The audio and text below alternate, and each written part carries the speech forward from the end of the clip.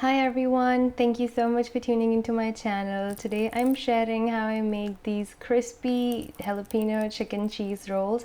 This recipe is really unique, yet it's so easy and extremely delicious, and you can easily make a big batch and you can freeze them for later and use them throughout your Ramadan, for tea time snacks, or even for school lunches. So let's get started with the recipe, but before that, please do consider subscribing to my channel and giving this video a big thumbs up. So the first thing we're going to do is prepare our filling, and for that, in a pan I have added about 2 teaspoons of oil and about 2 to 3 cloves of garlic, which I minced, and you want to saute it for a minute till they're fragrant, and add about 250 grams of minced chicken or ground chicken, and cook your chicken ground till it's fully done. My pan is on medium to medium low heat throughout this process, and once your chicken mince is done, add 1 small onion finely chopped into it, and then cook it for another minute till your onions start getting a little soft.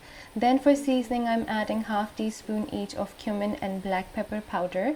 Give it a little stir and then add in some ketchup. I'm using about half a cup of ketchup and 1 tablespoon of honey. You can also use chili garlic sauce if you have that available.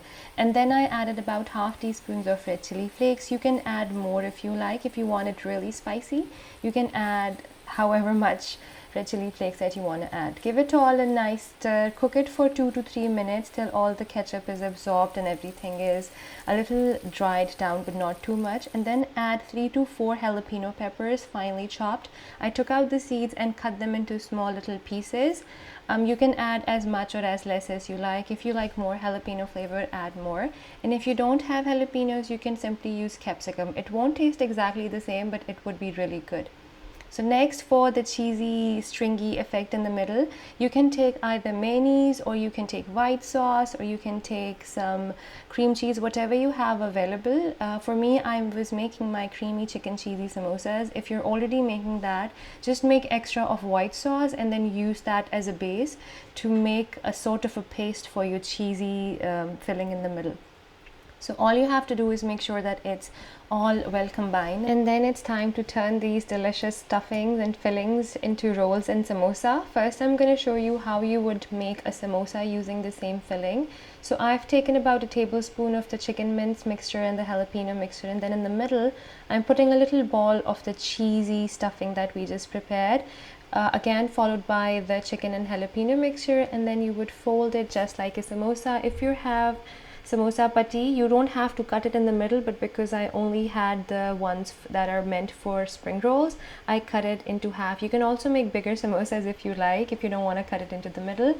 And as a glue, as a binding glue, I'm using a slurry which is made with equal parts of flour and water, and you simply use it as a glue to form your rolls and your samosas. And next, it's time to turn it into our spring rolls, which are we making. So it's the same process. You put a couple of tablespoons of the chicken jalapeno mixture, followed by a log of the cheese filling that we prepared, then again the jalapeno and chicken mixture, and then this is how I like to roll mine. You can of course use the way that you enjoy and like to wrap your rolls.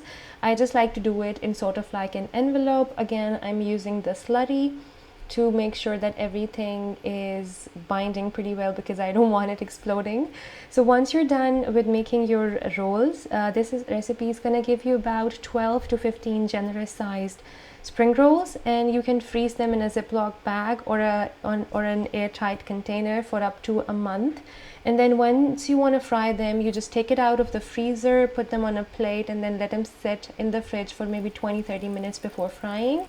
And fry them on medium-low heat till they're nice and golden and crispy on all sides. Then take them out and put them on maybe a wire rack if you want them to stay crispier for longer.